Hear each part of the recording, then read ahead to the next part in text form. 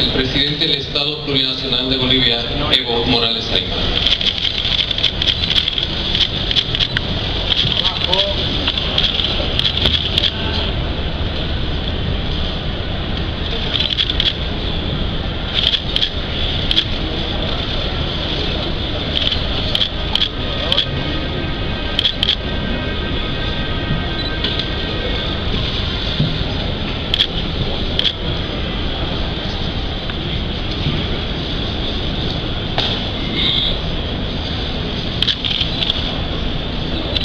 Muchísimas gracias, compañeras y compañeros de la prensa. Bueno, primero expresar nuestra enorme preocupación de esta conferencia entre la Unión Europea y los países de Latinoamérica y el Caribe. Nuestra preocupación porque el llamado del retiro no ha sido consultado, sino comunicado a los países. He participado en muchos eventos internacionales, cumbres de presidentes. Cuando hay alguna propuesta del país anfitrión de que haya un retiro, como en la Iglesia Católica, pues se consulta a los presidentes y toman decisiones políticas y no se comunica. El retiro parece una estrategia del silencio, una reunión de sordos. Cuando hay debate sobre políticas económicas, sobre la crisis financiera, debe ser de cara al pueblo, debe ser bajo el control de los movimientos sociales, sobre políticas económicas, políticas sociales, políticas estructurales. Se debaten a la cabeza de presidentes, vicepresidentes, cancilleres y todas las delegaciones que participan en la cumbre. Quiero pedir disculpas a los distintos medios de comunicación cuando trataban de interceptarme y pedir una entrevista. Me gustaría llevar una conferencia de prensa para expresar también lo que pensamos, lo que venimos acá a plantear en esta cumbre, la primera cumbre de jefes de Estado de Latinoamérica y el Caribe junto a la Unión Europea. Hablando de la prensa, los presidentes plantearon confianza para un encuentro de dos continentes. Si no revisamos el pasado de dos continentes, Europa, antes llamada Abya-Yala, ahora América, con seguridad no vamos a hacer una buena evaluación política de la coyuntura para proyectar la esperanza de las futuras generaciones.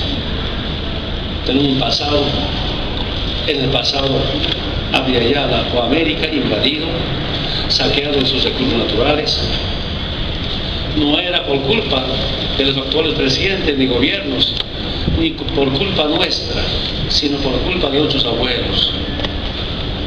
Yo entiendo que no ha sido ningún encuentro de dos culturas o dos continentes, sino una invasión para saquear nuestros recursos naturales.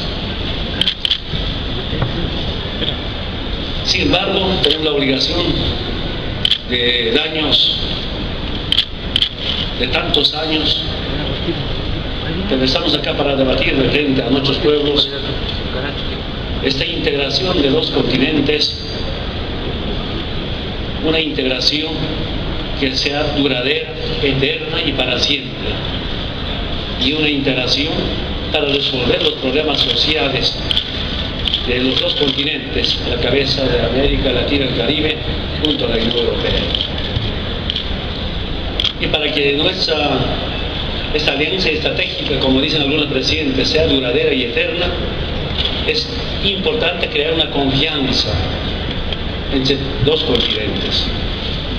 Y para crear una confianza hay que terminar con el colonialismo interno y externo. ¿Y qué consiste de terminar el colonialismo interno y externo?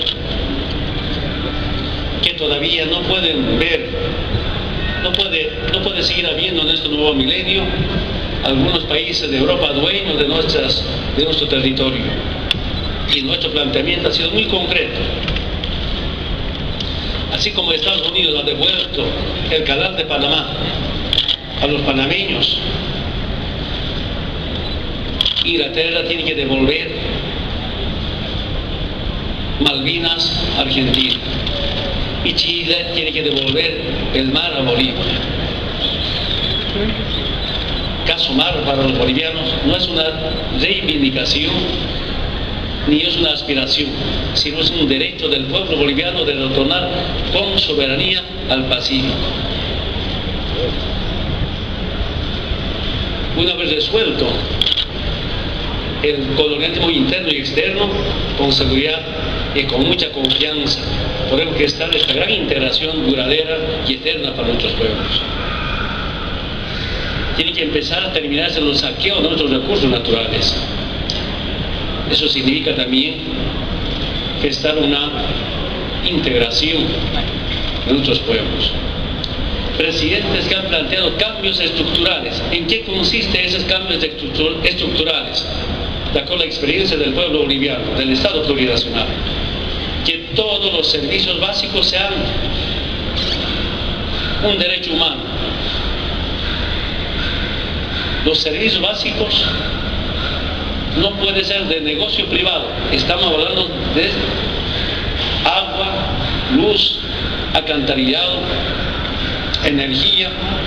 ¿Y cómo es posible? Los servicios básicos pueden ser de negocio privado cuando estamos hablando de un elemento importante para el ser humano, que son los servicios básicos. Segundo tema, cuando plantearon muchos presidentes sobre cambios estructurales, quiero decirles, la experiencia boliviana, que los recursos naturales deben ser del pueblo bajo la administración del Estado. Además de eso, si nos planteamos cambios estructurales en lo político y en lo estructural, o cambio estructural en la parte política, que la política debe ser de servicio al pueblo. La política y los políticos no podemos hacer desde la presidencia de gobiernos riqueza. La política no es para hacer plata, sino para servir a la vida. Y necesitamos participación de nuestros pueblos. La política no es negocio, no es beneficio. La política es servicio, esfuerzo y más compromiso con los pueblos. Y esa es la experiencia boliviana. Pero también, cuando hablamos de una integración, nos plantea integración con competitividad y no con complementariedad. Yo decía en mi intervención, quiero decirles que no estamos acá una competencia deportiva, estamos acá con responsabilidad de servir a la vida. Una competencia deportiva, si hay campeón, hay medalla de oro, plata, bronce, para el que pierde no hay nada. En una política de competitividad hay grupos que ganan, y por eso, si queremos realmente resolver los problemas económicos, sociales, temas financieros, pues primero tenemos que identificar de dónde viene la crisis financiera, de dónde viene la crisis alimenticia. Yo quiero decirles, hermanas y hermanos de la prensa, concentrar el capital en pocas manos no es ninguna solución para nuestros pueblos del mundo. Para no perjudicar su almuerzo, hermanos periodistas, expresar lo que planteamos para una verdadera integración. 6 desafíos que también algunos presidentes plantearon. El primer desafío, la lucha contra el narcotráfico. El problema del narcotráfico no es una responsabilidad global y compartida. No podemos resolver este problema por la vía del mercado libre de la droga o por la guerra contra las drogas. La guerra contra las drogas ha fracasado desde el año 1961. Díganme, que nos diga los organismos internacionales que han impuesto la llamada guerra a las drogas. Sobre pretexto de guerra a las drogas, solo ha habido un control geopolítico de las potencias hacia nuestros países latinoamericanos. Y nuestra experiencia en Bolivia, y felizmente debo reconocer a las Naciones Unidas su reconocimiento del esfuerzo que hace el gobierno boliviano en la erradicación y la reducción del cultivo de coca. Con datos del 2010, Naciones Unidas con datos del 2011, Naciones Unidas afirma que en Bolivia ha habido más de 12% de erradicación del cultivo de coca, netas. Y para refrescar la memoria, antes había erradicación de la coca, había erradicación a la persona humana. Ahora, sin muertos ni heridos. En algunos países crecen los cultivos de coca y en Bolivia reducción neta. Sin bases militares ni presencia de la DEA norteamericana. Pero aquí ha sido importante el control social, el control sindical para la lucha contra el narcotráfico. Con poca tecnología, si el gobierno, el Estado plurinacional tuviera tecnología, con seguridad sería mejor la lucha contra el narcotráfico. Además de eso, con protección al medio ambiente. En Bolivia no se usa herbicidas para erradicar la coca. En Bolivia no se acepta cultivo de coca en parques o reservas forestales. Es el mejor aporte del gobierno nacional en la defensa del medio ambiente, sin herbicidas, y no hay en los parques nacionales. Además de eso, sin injerencia internacional, reiterables, sin bases militares, ni la DEA de Estados Unidos. Y los resultados del año pasado son mucho más mejores,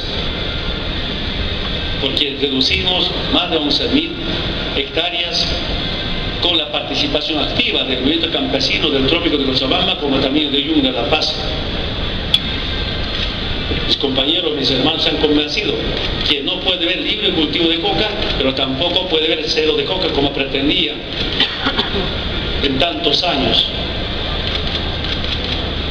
sometidos a la llamada guerra a las drogas. Por eso, una verdadera lucha contra el narcotráfico pasa por suspender el secreto bancario. Hermanas y hermanos de la prensa, ustedes pregúntense, ¿acaso los grandes narcotraficantes llevan plata en maletas, en aviones, en mochilas? Eso circula por los bancos. ¿Y por qué desde Estados Unidos u otros países no acaban el secreto bancario para saber exactamente cuánta plata mueve el narcotráfico de manera legal, oficial, transferencias? Hemos pedido tantas veces y hasta ahora nunca nos han escuchado para acabar con el secreto bancario. En Sudamérica nos hemos planteado regionalizar la lucha contra el narcotráfico, y en Bolivia hemos nacionalizado la lucha contra el narcotráfico. Ahora estamos mejor que antes. Antes, con presencia de bases militares y DEA norteamericana, solo había un control al pueblo boliviano con fines de carácter geopolítico. Detrás de la lucha contra el narcotráfico era reprimir al movimiento popular, al movimiento campesino. ¿Para qué? Para que después los movimientos sociales no recuperen sus recursos naturales, como el petróleo y otros recursos naturales en Bolivia. Segundo desafío, crisis financiera internacional. La crisis financiera no se resuelve recortando los beneficios sociales ni suspendiendo los derechos sociales. Acá tal vez podemos tener diferencia. En Bolivia no va a quitar los derechos sociales. Tenemos tal vez en algunos países, continentes, la solución a la crisis financiera puede ser recortando los beneficios sociales. Acá no es más plata para el capitalismo, no es libre mercado para resolver la crisis financiera, sino más bien los recursos económicos, como democratizarla para el bien de los pueblos. Y por eso tenemos una enorme diferencia con relación a la forma que se plantea para resolver la crisis financiera. No es con más privatización la solución a la crisis financiera, no es con saqueo de nuestros recursos naturales, es con políticas sociales. Tercer desafío, economía verde como un nuevo colonialismo. La crisis humanitaria es también crisis medioambiental. La economía verde no es la solución. La economía verde es la mercantilización de la naturaleza. Los países desarrollados deben asumir la deuda climática. No nos vamos a convertir los guardabosques del primer mundo y tampoco vamos a mercantilizar nuestros bosques. Yo sigo convencido, el planeta, la madre tierra o la Pachamama puede existir mejor sin el ser humano, pero el ser humano no puede vivir sin la madre tierra o el planeta. ¿Cuál es nuestra propuesta? Vivir en armonía con la madre tierra, respetar los derechos de la madre tierra. Respetar los derechos de la madre tierra es más importante que respetar los derechos humanos. Nuestra experiencia vivida. Además de eso, y aquí no de manera conjunta tenemos que resolver, hay países que tienen enormes responsabilidades por la destrucción a los derechos de la madre tierra. Países exageradamente industrializados y desarrollados tienen su responsabilidad.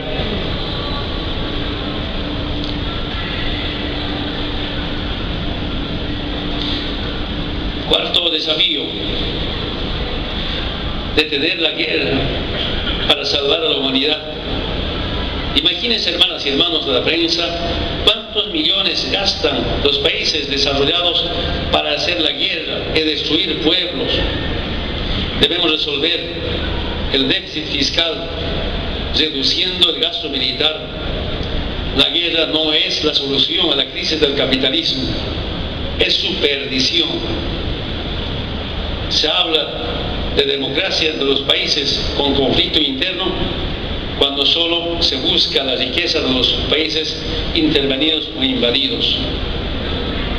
Por eso propongo a los países acabar con la guerra, resolviendo la extrema pobreza de los países intervenidos. Necesitamos paz, una cooperación transparente y humana. Ustedes saben, hermanas y hermanos, guerras por acá, intervenciones. Felizmente en Latinoamérica estamos resolviendo esos problemas. El quinto desafío, un nuevo modelo de integración. Una verdadera integración pasa por la complementariedad, no por la competitividad. En la lógica de la competencia solo sobreviven los más fuertes.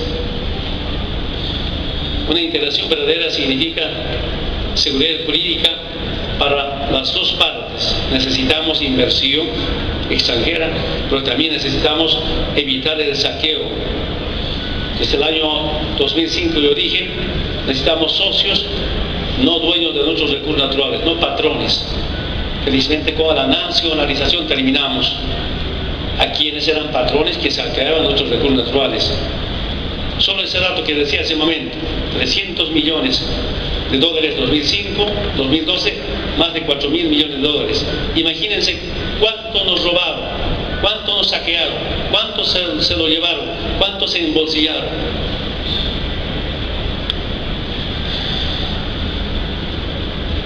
Finalmente, el sexto desafío a la Unión Europea y países de Latinoamérica: inversión con transferencia tecnológica. La mejor integración es lo que ayuda a transformar a las dos partes. Nuestros países requieren inversión, pero también conocimiento y tecnología, seguridad y soberanía alimentaria, producción de medicamentos. Es un tema para desarrollar no solamente en Latinoamérica, sino en todo el mundo. No es posible que haya monopolios en la industria de medicamentos.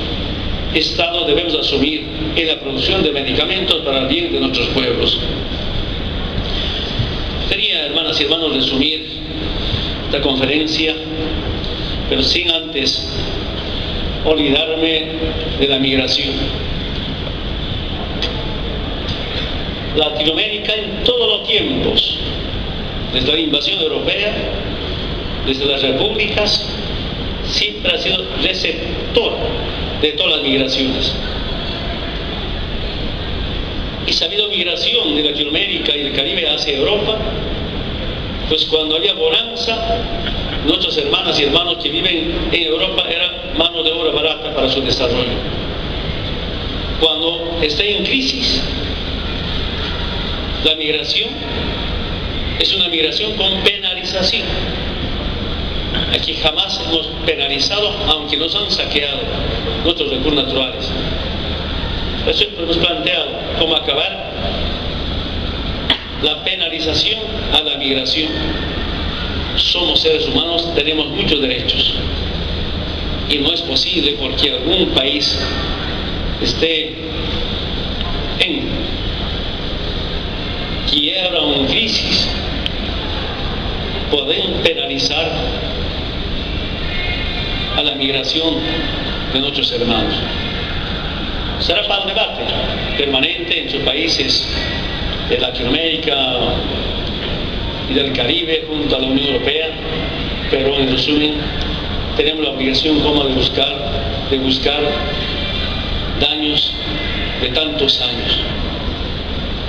He aprendido como presidente en este corto tiempo que es importante practicar la complementariedad y no competitividad, solidaridad con nuestros pueblos, y así nos hemos levantado y así avanzamos. Por supuesto, es imposible resolver en corto tiempo, es imposible resolver en corto tiempo, pero hay resultados tan importantes. Podemos hablar de muchas políticas sociales que implementamos, especialmente sus servicios básicos, y eso nos alienta para continuar sirviendo al pueblo boliviano y compartiendo experiencias con los países de América Latina, del Caribe, como también con países de Europa.